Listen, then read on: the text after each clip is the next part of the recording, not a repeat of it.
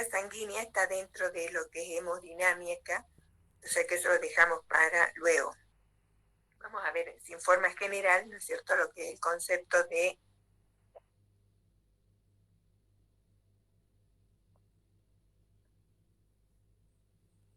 O sea que estábamos viendo, ¿no es cierto?, nosotros en la clase pasada, ¿no es cierto?, principios, ¿no es cierto?, de la hidrostática. O sea, estamos viendo lo que son los fluidos, ¿no es cierto? Entonces la viscosidad también es una característica de los fluidos. Se la puede definir, ¿no es cierto?, como la resistencia, ¿no es cierto?, al fluir, o sea, al desplazamiento. O sea, en la vida diaria, ¿no es cierto?, nosotros tenemos muchos ejemplos, digamos, como por ejemplo la miel, los aceites, ¿no es cierto?, que son para los motores de automóvil, la melaza. Y estos fluidos, ¿no es cierto?, se caracterizan por tener mayores fuerzas cohesivas y un flujo muy lento. Y o sea que lo de la viscosidad se puede explicar como que las partículas, ¿no es cierto?, tienen mucha dificultad para desplazarse, digamos, y por lo tanto, ¿no es cierto?, cuando disminuye la temperatura, la viscosidad aumenta. Eso lo podemos comprobar, por ejemplo, en la miel, cuando se calienta, bueno, se hace más líquida, ¿no es cierto?, o sea, más fluida. El vidrio también se puede considerar, ¿no es cierto?, como un fluido, pero es, digamos, de más alta viscosidad. O sea que nosotros vemos el vidrio y decimos, bueno, es un sólido, pero digamos que si se lo calienta, digamos, sí, se hace maleable, o sea que quiere decir así, ¿no es cierto?, que al aumentar la temperatura, ¿no es cierto?, ha disminuido la viscosidad. El helio, ¿no es cierto?, se lo considera un superfluido, tiene, digamos, el que tiene la menor viscosidad. Y la sangre tiene un rango de viscosidad constante en una persona normal, ya que la temperatura del cuerpo humano se mantiene, digamos, constante. Todos estos ejemplos, ¿no es cierto?, que vimos son como para entender el concepto, ¿sí? Lo que nosotros vamos a ver y que yo les voy a contar, ¿no es cierto?, es sobre viscosidad sanguínea.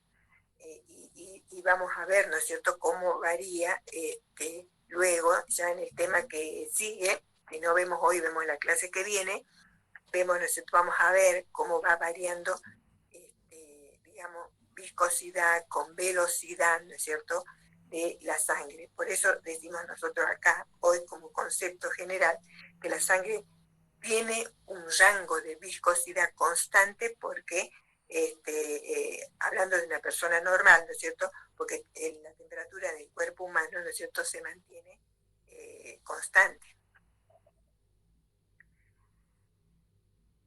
Otro tema que tenemos es lo que es tensión superficial. Entonces, vamos a tratar de explicar, de entender, ¿no es cierto?, lo que es la tensión superficial. En física, denomina tensión superficial, ¿no es cierto?, de un líquido a la cantidad de energía necesaria para aumentar su superficie por unidad de área. Eso es un concepto, digamos, en física. O sea, la tensión superficial es un fenómeno físico en el que la superficie de un líquido se comporta como una membrana elástica. En el interior del líquido, cada molécula se encuentra rodeada por otras moléculas en todas las direcciones. Esto tienen ustedes un gráfico en el apunte, se los muestro para que cuando estudien, si bien a lo mejor no está explicado como yo les ahora pasamos a compartir,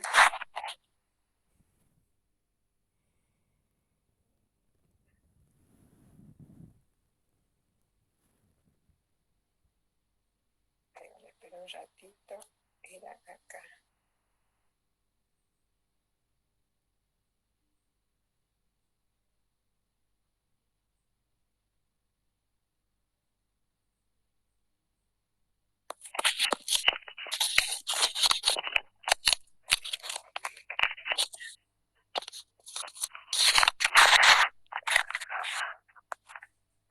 Bueno, acá ustedes tienen un gráfico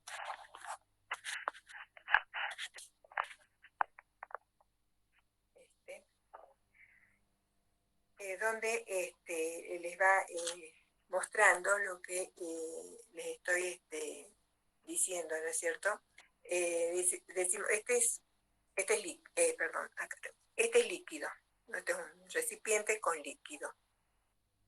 Entonces, en el interior del líquido cada molécula, consideraríamos esto el interior, cada molécula, todo esto son moléculas, cada molécula se encuentra rodeada, ¿no es cierto? Esta molécula se encuentra rodeada por otras moléculas y así, o sea, rodeada por otras moléculas en todas las direcciones, o sea que esta direcciones, ¿no es cierto?, se encuentra rodeada por otras moléculas, ¿no es cierto? De modo que las fuerzas de atracción entre ellas se compensan. En cambio, ¿no es cierto?, en la superficie, que es esta molécula, ¿no es cierto?, esta molécula que ya está en la superficie del recipiente, al no haber más moléculas fuera, por fuera de la superficie no hay más moléculas. Al no haber más moléculas fuera, estas se atraen por fuerzas, ¿no es cierto?, digamos, con más fuerza se atraen. Entonces, formando una fina barrera. Esto, digamos, se puede demostrar caseramente lo que es la tensión superficial, ¿no es cierto? O sea, eh, eh, digamos, hay experimentos hechos que a nosotros no nos viene, digamos, al caso, pero les explico como para entender, entiendan lo que es el concepto de tensión superficial.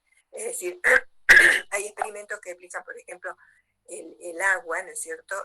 Ponen en un recipiente agua y en otro recipiente pueden poner alcohol, o sea, etanol. Entonces, sí, sumergen, ¿no es cierto? Un clips, puede ser eso que agarramos hojas, una chapa. Eh, eh, Vamos a ver que no se sumerge, pero si lo sumergimos a ese clip o a esa chapita o una hojita este, digamos, como pueden ser esas hojitas de chile, qué sé yo, vemos que en el alcohol sí se sumerge. Entonces ahí está el alcohol, ¿no es cierto? No tiene, digamos, o tiene una menor tensión superficial, no formó esa fina capa, ¿no es cierto?, en la superficie. Entonces, por eso, ¿no es cierto?, se sumerge. Y si teniendo, digamos, eso se lo puede hacer ese experimento, por ejemplo. Por ejemplo, también tenemos que los jabones y los detergentes, ¿no es cierto?, disminuyen la tensión superficial. Y por eso hace que, ¿no es cierto?, el agua penetre mucho mejor en la ropa al lavarla. Además, ¿no es cierto?, de disolver, por supuesto, las grasas. Eh, digamos, con esto, por ejemplo, se llega, ¿no es cierto?, a la conclusión de que porque tiene menor tensión superficial el alcohol que el agua, decimos que el alcohol moja mucho más que el agua. Por ejemplo, el mercurio, ¿no es cierto?, tiene mucha mayor tensión superficial, ¿no es cierto?, mayor tensión superficial que el agua. Y entonces el mercurio, ¿no es cierto?, a pesar de ser un líquido, dice que no moja debido a eso. Entonces, estamos viendo con los ejemplos que la tensión superficial es la responsable de la forma, digamos, casi esférica, por ejemplo, de las gotas de agua. También es responsable la tensión superficial de la resistencia, entonces que ofrece un líquido a la penetración, ¿no es cierto? O sea que por ahí se vio, ¿no es cierto?, en la superficie de un líquido, por ahí esos mosquitos, digamos, que se asientan y no se hunden, es debido a esa tensión superficial. También con digamos, debido a la tensión superficial también, por ejemplo, el ascenso, ¿no es cierto?, del líquido en los tubos capilares, o sea, capilaridad es otro concepto que tenemos nosotros en los apuntes. Ahora y bueno, como ya dijimos, o sea que la tensión superficial es responsable también entonces de la flotación de objetos, como que les expliqué en los ejemplitos, y organismos en la superficie, es decir, que también puede ser, ¿no es cierto?, como esos mosquitos se asientan, decimos, sobre el agua y no se hunden. La tensión superficial, digamos, nunca aumenta, pero sí puede disminuir por acción de agentes surfactantes o tensioactivos. Entonces ahora entramos, ¿no es cierto?, a ver, bueno, acá también les explica en el apunte a ustedes la tensión superficial, ¿no es cierto?, con el ejemplo de con el agua, ¿no es cierto?, o sea, de esas fuerzas, ¿no es cierto? Vamos a salir un momentito de compartir. Cuando agregamos gota a gota, ¿no es cierto?, digamos, no, digamos, pareciera que ya está al límite, pero no cae, pues debido, ¿no es cierto?, a esas fuerzas cohesivas que hay, sobre todo, ¿no es cierto?, en las moléculas que están en la superficie. Entonces, ahora vemos qué son estos agentes surfactantes o tensioactivos, que son los que disminuyen, ¿no es cierto?, la tensión superficial. ¿Y por qué? Bueno, estamos viendo, ¿no es cierto?, este concepto también, digamos, nosotros acá. Entonces, el agente surfactante o tensioactivo es toda sustancia, ¿no es cierto?, capaz de reducir o romper la tensión superficial, digamos. Eso como digamos, concepto, ¿no es cierto?, general, lo que es, digamos, el agente surfactante. Ustedes en el apunte tienen, digamos, ejemplos de, como siempre les digo, digamos, de la vida diaria, y después vemos, ¿no es cierto?, lo que nos toca, digamos, como de uso en el trabajo o en nuestro organismo. Entonces, como ejemplos de agentes surfactantes que van a disminuir esa tensión superficial, tenemos el cloruro de sodio, los lípidos, los ácidos grasos, ¿no es cierto? En general, los jabones, como vimos ya también, y las proteínas desnaturalizadas son, digamos, unos muy buenos surfactantes. Y en el cuerpo humano, digamos, se encuentran agentes surfactantes como las enzimas lacrimales, las enzimas salivales, el jugo biliar, y al que sí lo vamos a nombrar y vamos a explicar bien ahora, el surfactante pulmonar. Digamos, normalmente, ¿no es cierto?, es lo que nos permite a nosotros respirar, digamos. Que digamos, los agentes surfactantes digamos, en nuestro organismo, ¿no es cierto?, es una mezcla de fosfolípidos, que, porque como ejemplo tenemos que son proteínas, son lípidos. En nuestro organismo decimos que es una mezcla de fosfolípidos que recubre, ¿no es cierto?, los alvéolos, y de esa manera, ¿no es cierto?, reduce la tensión superficial, disminuyendo así la presión de colapso, porque es lo que va a pasar, ¿no es cierto?, si no existiera ese agente surfactante. Entonces, iría al colapso.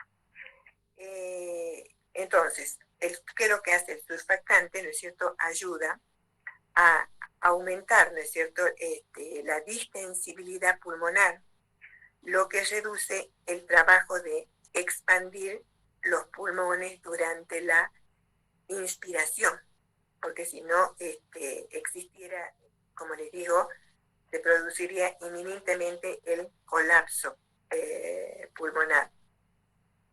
Esto si bien yo no les di, digamos, no vimos la ley de Laplace, tiene, ¿no es cierto?, esta ley física tiene una aplicación en esto. Hay una fórmula donde eh,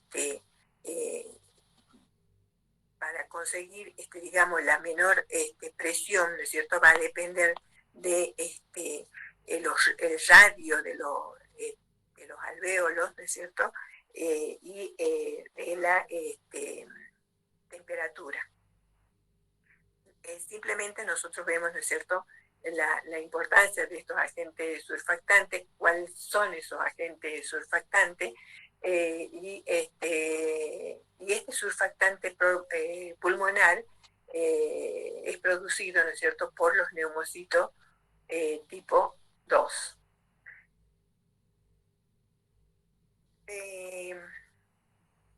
Donde tiene mucha importancia, ¿no es cierto?, por ejemplo, en el síndrome, ¿no es cierto?, de dificultad respiratoria neonatal.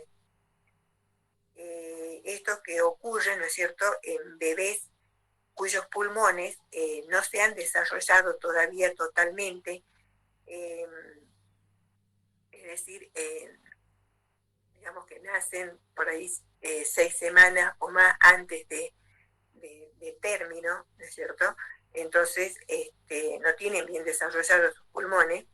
Entonces, la enfermedad es causada principalmente por la falta de una sustancia que nosotros podríamos decir, se podría decir que este agente surfactante es una sustancia, digamos, es resbaladiza y que es protectora. Entonces, esta sustancia es el surfactante y ayuda, ¿no es cierto?, a los pulmones a, digamos, expandirse, o sea, a inflarse con aire, e impide, ¿no es cierto?, que los alvéolos colapsen. O sea que esto, digamos, más bien el diagnóstico es clínico. Hay una clínica, digamos, del bebé, ¿no es cierto?, va a hacer respiraciones cortas.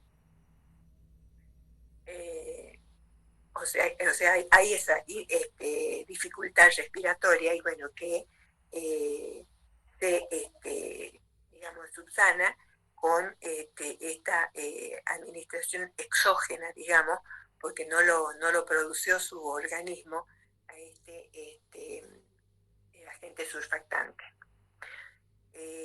Bueno, o sea que estas serían, ¿no es cierto?, las aplicaciones, o sea, del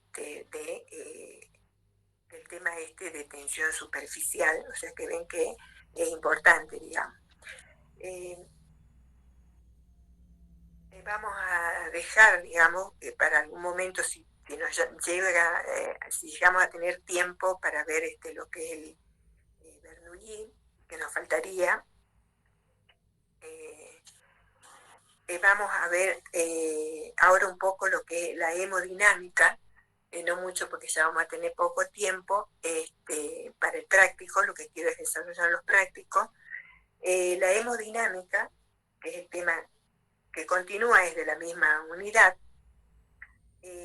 como el apunte a ustedes les dice, ¿no es cierto?, que es la parte, ¿no es cierto?, de la fisiología que aplica las leyes y principios de la hidrostática y de la hidrodinámica en el estudio y comprensión de la manera como se realiza, ¿no es cierto?, la circulación de la sangre en el aparato cardiovascular. Es decir, hemos sangre dinámica, nosotros habíamos visto hidrostática, siempre vemos, ¿no es cierto?, dónde provienen los vocablos. y dinámica, bueno, es movimiento. Biológicamente, el aparato cardiovascular, ¿no es cierto?, es de tipo doble, completo y cerrado.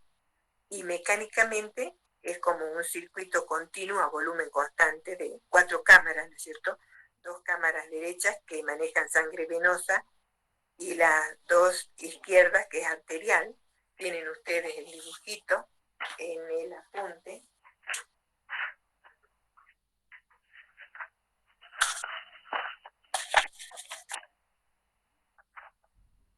A ver, vamos a ir.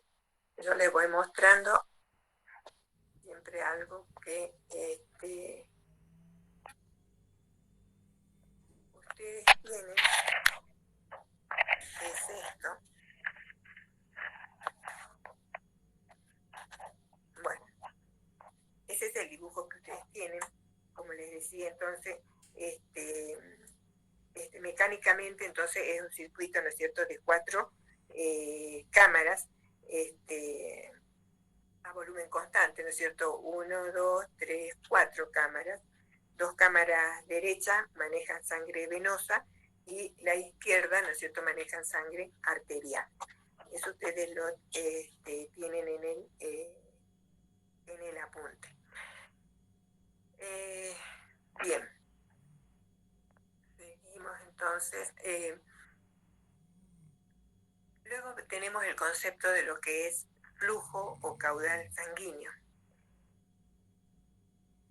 Los órganos, ¿no es cierto?, reciben lo necesario para su metabolismo a través del flujo o caudal sanguíneo.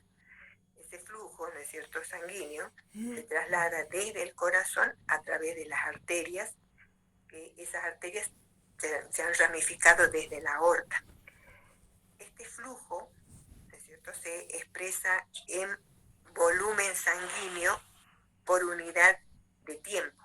O sea, ustedes tienen la formulita que dice FOC, que es flujo caudal, es igual a V mayúscula sobre T, que eso sería, ¿no es cierto?, es como se expresa, digamos, el flujo en volumen por unidad de tiempo.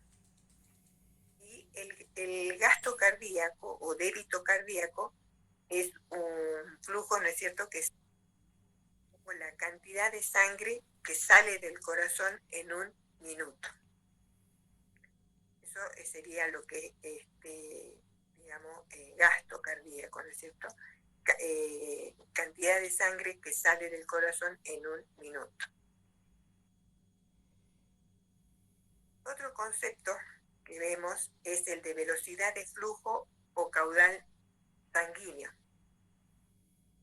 ¿Qué es velocidad de flujo? Eso siempre les digo, relacionamos, en vez de velocidad de flujo, lo relacionamos con velocidad de un automóvil. Entonces, es el desplazamiento que realiza, en este caso va a ser una partícula hipotética de sangre, en una unidad de tiempo. Y se expresa en centímetros por segundo. El promedio de la velocidad de flujo multiplicado por el área del tubo determina, ¿no es cierto?, el flujo, o sea, va a ser igual al flujo o caudal. Ahora les muestro la fórmula que ustedes tienen en el apunte.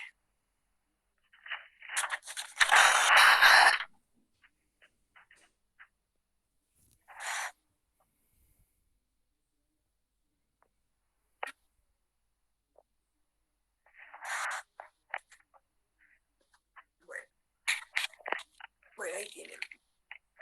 Flujo o caudal sanguíneo, habíamos dicho que se expresa, ¿no es cierto?, en volumen, que es V mayúscula. Les remarco, porque después tenemos velocidad, que es V minúscula. Esto como se expresa, ¿no es cierto? Entonces, en volumen sanguíneo por unidad de tiempo. Eso es el flujo caudal, cómo se expresa. Ahora, en cuanto a la velocidad de flujo, ¿no es cierto?, o caudal sanguíneo, entonces lo que les estoy diciendo, ¿no es cierto?, que el promedio, ¿no es cierto?, de la velocidad de flujo multiplicado por el área de sección transversal, que es esta formulita, promedio de velocidad por el área de sección transversal del tubo, determina o es igual al flujo o caudal sanguíneo. O sea que es A, que es área, como decíamos, de sección transversal por el promedio de, ¿no es cierto?, la velocidad. Eso es flujo o caudal sanguíneo. Ahora, esto es para el caso de líquidos incompresibles, que fluyen, ¿no es cierto?, a través de un tubo único, pero con secciones transversales de diferente diámetro.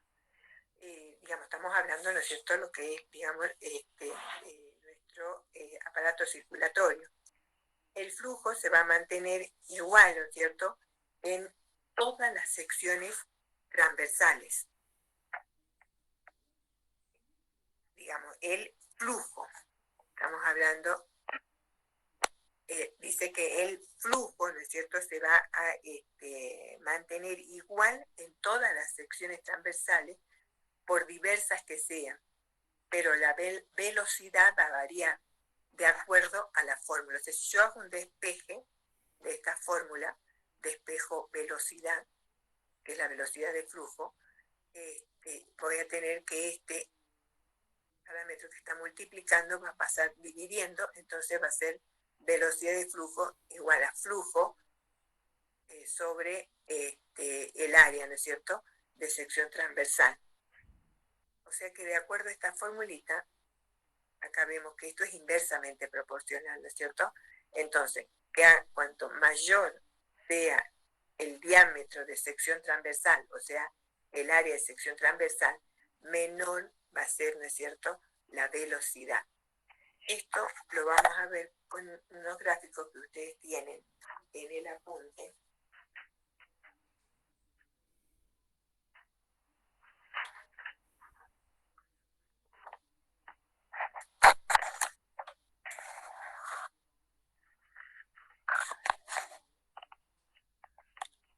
Estudien con los gráficos, porque tomo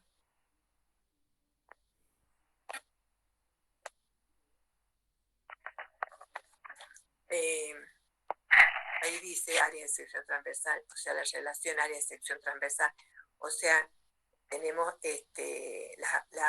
los vasos grandes se dividen, ¿no es cierto? O sea, tenemos arterias, capilares tenemos acá, ¿no es cierto? Arteriolas, entonces estos son los capilares. Entonces, si yo sumo el área de todos estos capilares, esa área va a ser mayor que el del vaso grande. ¿Sí? Entonces, eso no confundirse. Entonces, acá tienen ustedes cómo relaciona, acá arriba les nombra el gráfico, digamos, en relación con esto. Aorta, ¿no es cierto? Arterias, después venían las arteriolas y después los capilares. Y bueno, de esta parte, bueno, las venas, lo mismo. Y, o sea que con el gráfico estamos viendo cómo aumenta, ¿no es cierto?, esa área de sección transversal, a medida, ¿no es cierto?, digamos que el diámetro de cada uno de estos vasos es más pequeño que esto, pero la suma de todos los vasos, de todos los capilares, acá, digamos, es mayor que esta, el área de sección transversal. En cuanto a la velocidad, digamos, es al revés, digamos. Por eso decimos que esto es inversamente proporcional. O sea que a medida que se hacen, ¿no es cierto? Ustedes tienen ahí en el gráfico, les dice bien cómo disminuye, ¿no es cierto?, a nivel de los capilares. Todo esto tiene un propósito fisiológico, que esto se toma en los parciales siempre, van a ver, digamos, lo vamos a ver, digamos, es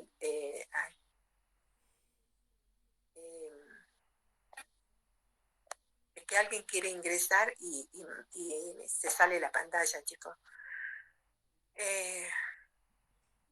Bueno, ustedes leen y viendo los gráficos lo van a entender. Esto lo vamos a ver en la clase que viene, digamos, lo vamos a ver ya cómo pasa en nuestro organismo, por qué, ¿no es cierto? Y por qué esto, ¿no es cierto?, tiene un propósito fisiológico.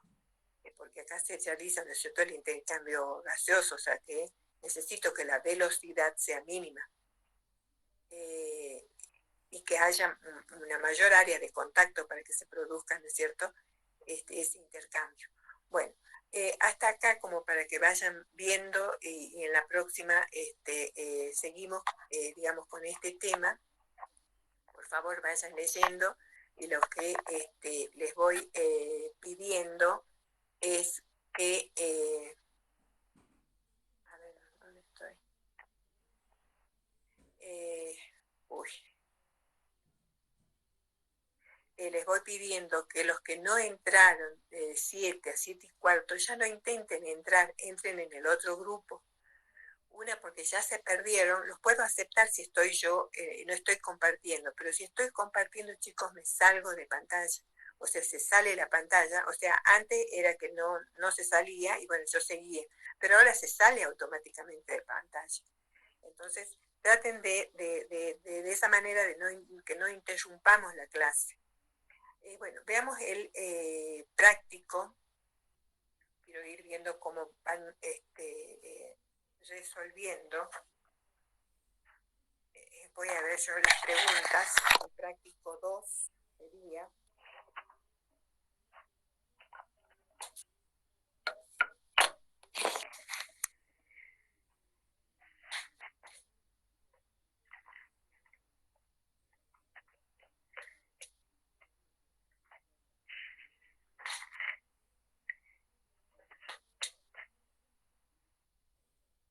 A ver.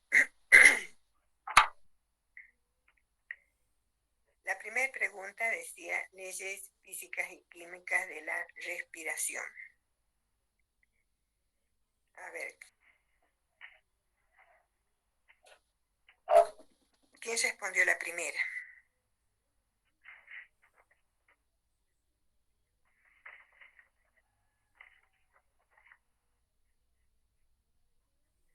Yo, profe. Tratemos de hacerlo rápido. Bien. Yo, profe, también. Yo, profe. ¿Cómo era tu apellido? Porque ya respondiste la clase pasada. ¿Cómo era tu apellido? Katy. Katy. Katy. Bien. A ver, la 1. O sea, decía que ley afirma que el volumen de un gas varía en forma inversa con la presión a presión constante. Esa era, ¿no? Sí, profe, ¿y en qué momento de la ventilación pulmonar se cumple esta ley?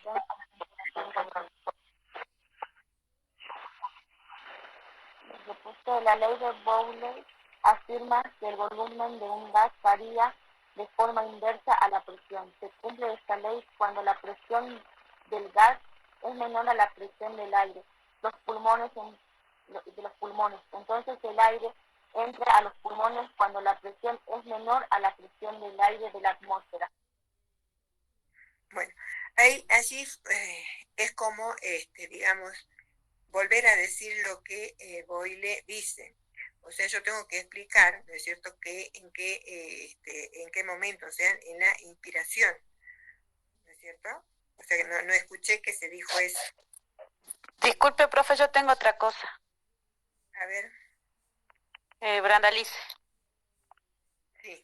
Tengo, los músculos de la inspiración actúan aumentando el volumen de la cavidad torácica, haciendo que la presión intrapleural se haga menor. El volumen intraalveolar aumenta y entonces la presión intraalveolar disminuye debajo de la atmósfera y se genera flujo hacia los pulmones expandiéndolos.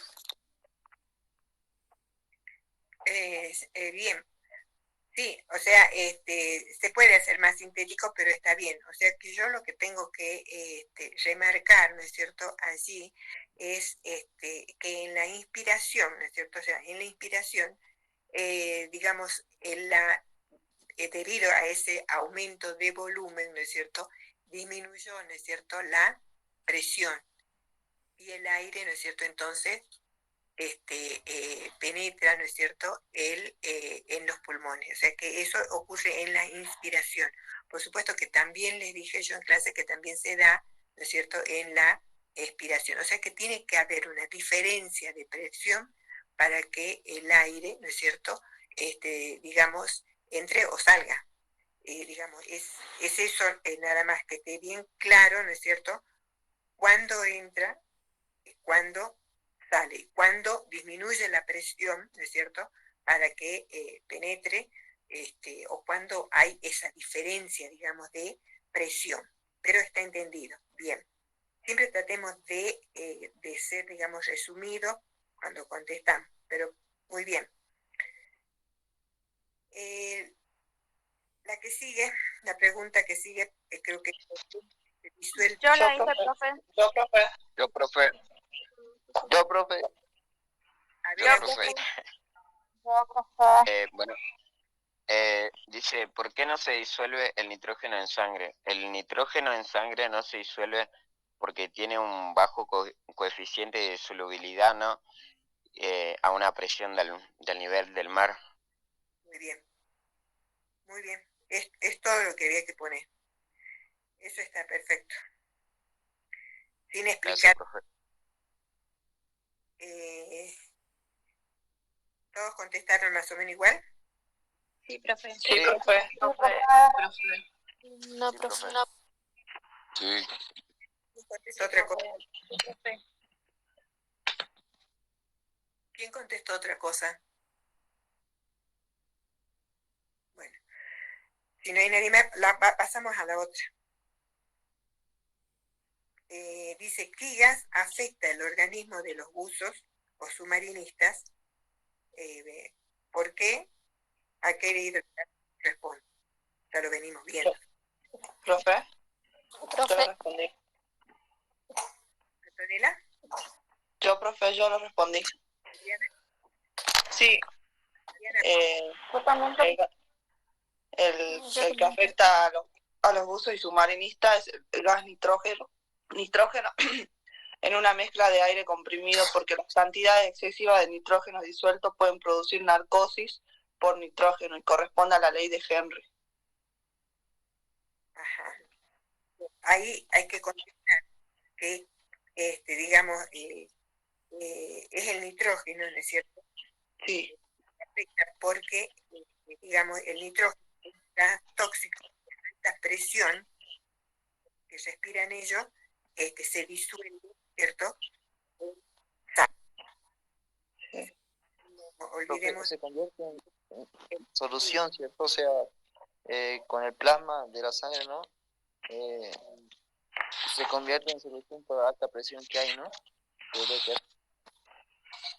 Con la alta presión, el gas se disuelve en el plasma. Entonces, por eso, porque es un gas tóxico, o sea, tenemos que partir de ahí, es un gas tóxico. Entonces, a presión normal no se disuelve, porque su poder de resolución es su coeficiente, ¿no es cierto?, de solubilidad es muy bajo. Pero a alta presión ya dijimos que sí, y es un gas tóxico, y recién, bueno, poner que lo que produce, digamos, si se quiere poner, porque eso no pregunté, qué es lo que produce. Bien.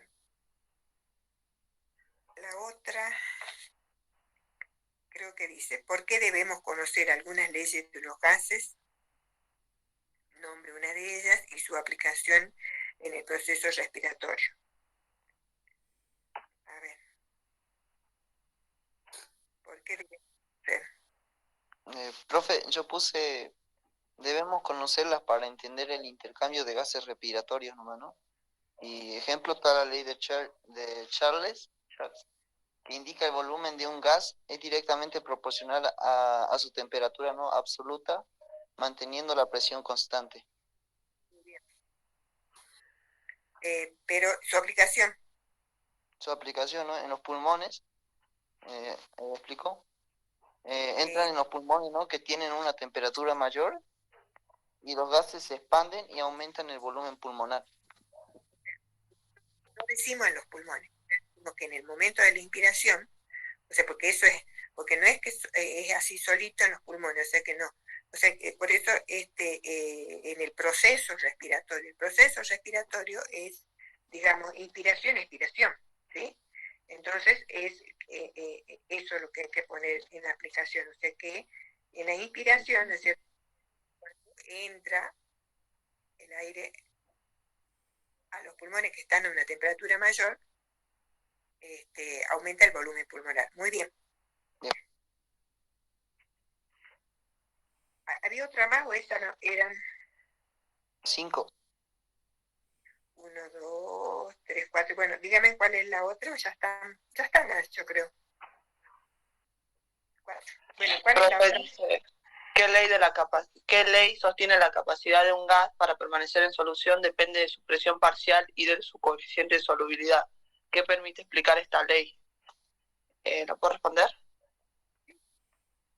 Es la ley de Henry y sostiene que la capacidad del gas para permanecer en solución depende de su presión parcial y de su coeficiente de solubilidad. Permite explicar que a mayor presión parcial del gas sobre un líquido y a mayor coeficiente de solubilidad, mayor será la cantidad de gas que permanece en solución. Es decir, que la cantidad de un gas que se disuelve en un líquido es proporcional a la presión parcial del gas y a su coeficiente de solubilidad. Esto a temperatura constante. Bien. Bien, sí, con la primera. En el apunte tienen todo, porque bueno, es como para explicarles, digamos, de distintas maneras lo mismo. O sea, que, por eso les digo, decimos que no es el parcial, o sea, digamos, demasiado, o sea, porque vuelve a decir lo mismo con otra palabra, ¿no es cierto? De otro modo, pero está muy bien. O sea que de esta forma son, ¿no es cierto?, las preguntas, o sea que les puedo dar qué ley afirma o que digan ustedes, digamos, qué dice tal ley. O sea, hay distintas formas, ¿no es cierto?, de preguntar, pero lo que quiero que quede claro es lo que tienen que prácticamente, bueno, es saber, digamos, la ley y dónde la aplico, digamos eso.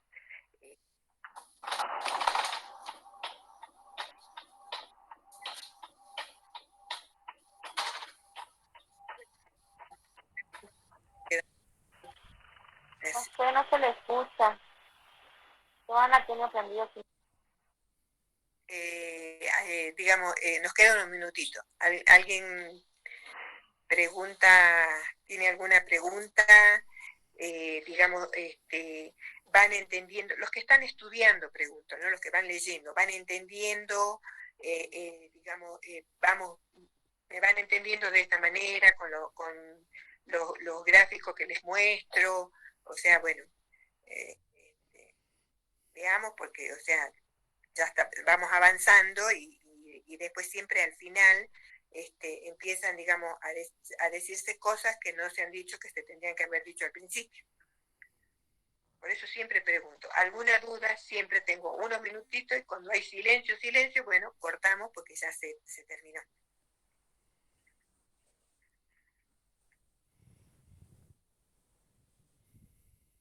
No hay dudas, vamos bien. Vamos leyendo, chicos, viendo ya está, bueno, ya vieron seguramente, ¿no es cierto?, también unas preguntitas de el tema que vimos en la clase pasada. Este tema, sí, capaz que por ahí no se lo ubica por unidad, porque son varios temas, ¿no es cierto?, en la misma unidad. Bien. Voy a ver qué cantidad de chicos entran ahora. porque acá tengo 63, voy a ver la cantidad de chicos, porque que sean, ¿no es cierto?, digamos, un solo grupo. Son muchos, pero no están entrando todos. Me gustaría, si han abandonado varios, me gustaría saber quiénes son para ir, que ya abandonaron, para ir sacando, digamos, de la lista. Aparte, en este grupo, a mí la preceptora me mandó un número de teléfono del delegado o delegada, porque me lo mandó hacia el número solito, no sé ni quién es. Yo esta mañana le hice un mensaje a ese número poniendo que no sabía su nombre, pero no le llegó, o sea que no tengo, digamos, alguien con quien yo pueda decir, Profe, acá, ¿en qué número termina? ¿Cómo termina? mira, no lo tengo en este momento. Debe ser No el lo número podía de saber. Alba. Creo que está después de las 9. ¿Cómo? Después de las 9 Debe ser está. el número de Alba. Perdón, en el segundo grupo. O sea, el delegado, digamos, puede ser su desventaja. Yo como mamá tengo el celular prendido por mis hijos 24 horas del día, los 365 días del año. O sea, no lo apago yo.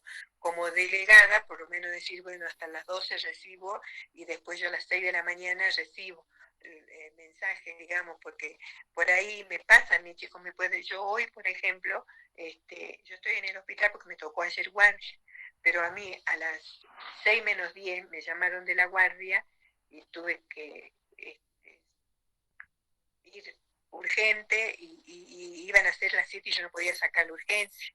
Entonces necesito ahí en esos casos, delegada, bueno, por favor avisar para que, porque si no, lo que tienen ustedes rápidamente llaman al instituto, no sé, se comen con la vicedirectora, bueno, no sé qué es lo que hacen, y yo necesito, o a veces como yo ya les dije, yo viajo los lunes, cuando me toca guardia los domingos estoy acá, pero este inconveniente que casi nunca ocurre, pero hoy ocurrió que haya llegado una urgencia justo para el laboratorio justo a las 6 de la mañana.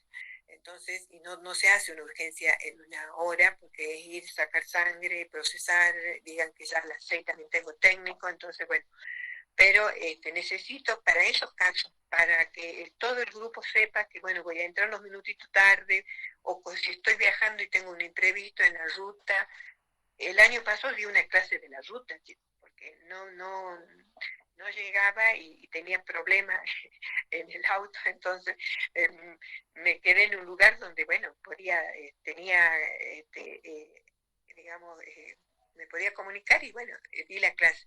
Pero sí, si llego 5 minutitos, necesito a alguien, digamos, para comunicar eso, entonces esas cosas. Y a veces yo creo que la preceptora también me pasó, no sé si es en la mañana o en la tarde, que no pasó el link.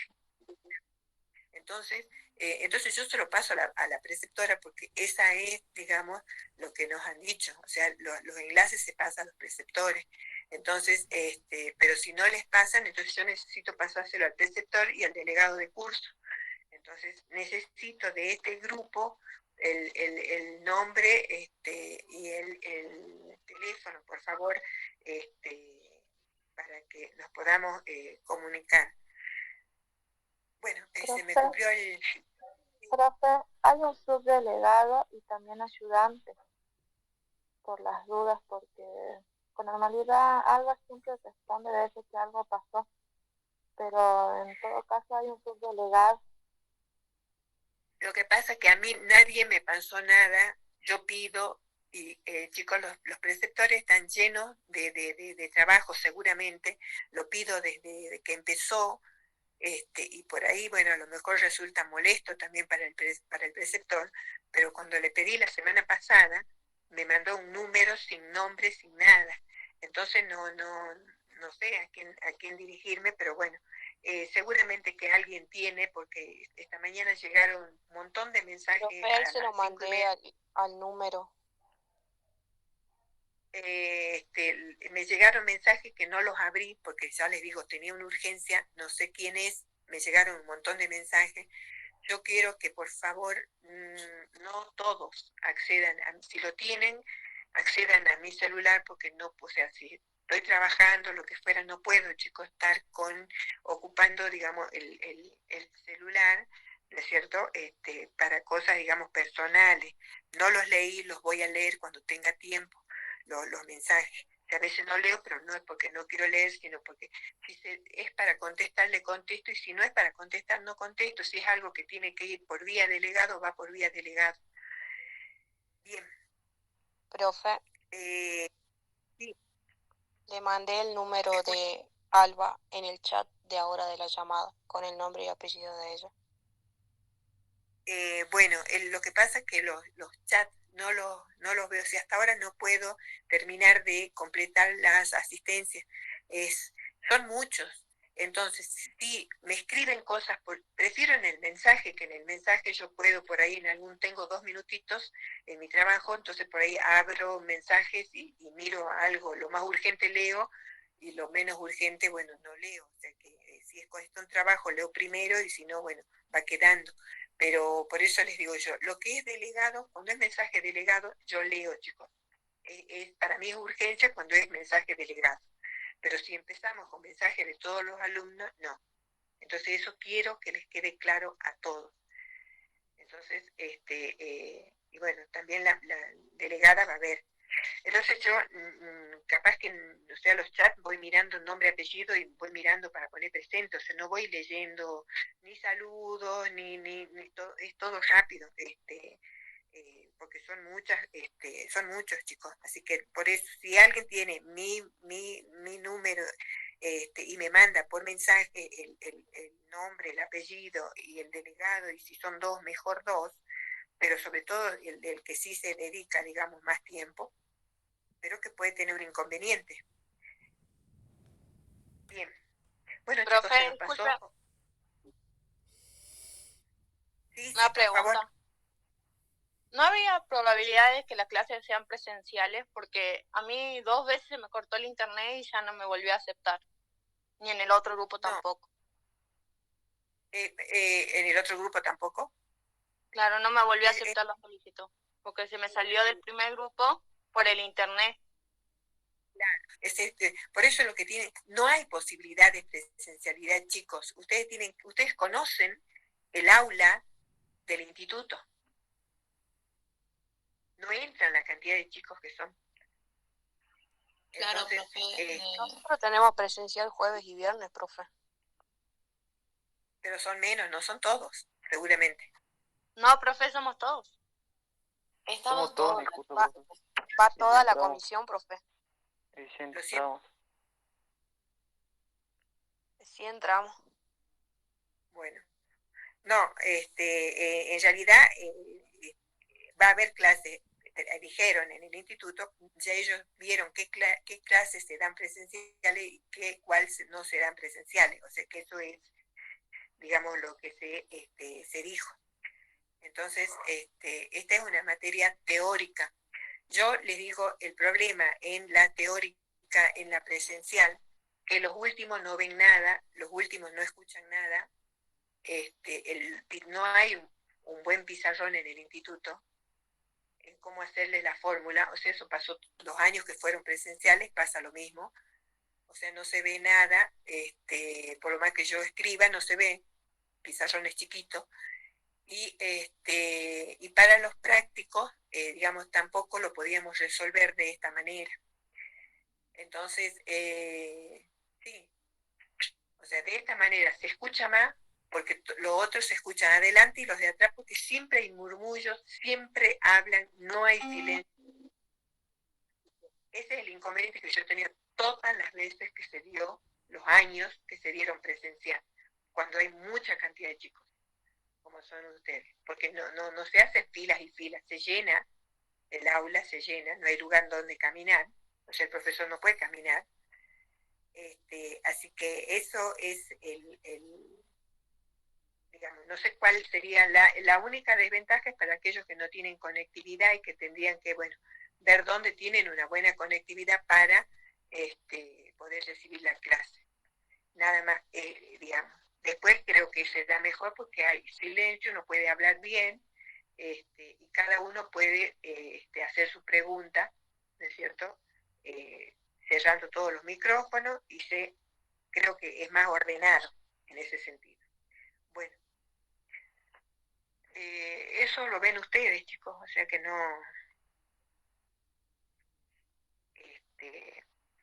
a mí me hablaron de una de presencial, de dar una presencial, pero únicamente en sábado, digamos. Nada más, puede ser. Bueno, chicos, son 8:05, está el otro grupo, así que nos vemos la clase que viene. Van desconectándose así entre el otro grupo. Hasta luego, profe. Hasta luego, profe. Profe, ¿qué material de estudio vamos leyendo? ¿Qué material de estudio vamos leyendo? Profe, Chicos, Lo que seguimos, ¿no? Con lo de movilidad. empezando a leer, sería terminar. Profe, no se lo escuchó. No se terminó de dar el tema. Bien, profe. profe, yo le quería preguntar cómo podría hacer porque en el Classroom no puedo subir los trabajos. Intento y no puedo subirlos. No me tienen que subir. La primera clase que dan, no tienen, cansé de repetir la clase pasada, no tienen que subir los prácticos a ningún lado, lo tenés que tener en tu lado, ya lo desarrollamos, ya lo corregiste, ya está. Ya lo tenés al práctico corregido, sabes que lo has hecho bien y si no has contestado como se dijo, es porque está mal y te fijas, ¿sí? Lo tenés que tener hecho en tu lugar de trabajo. Chicos, van saliendo, por favor, así entra el otro grupo. No, profe. Nos vemos, profe. Profe, Sí, ahí le mandé mi número, ¿no? Me llamo Enzo, el subdelegado. por mensaje. Sí, por mensaje. Sí, por mensaje. Ahora tengo ocupado el celular con la clase, así que después lo voy a ver. Bien.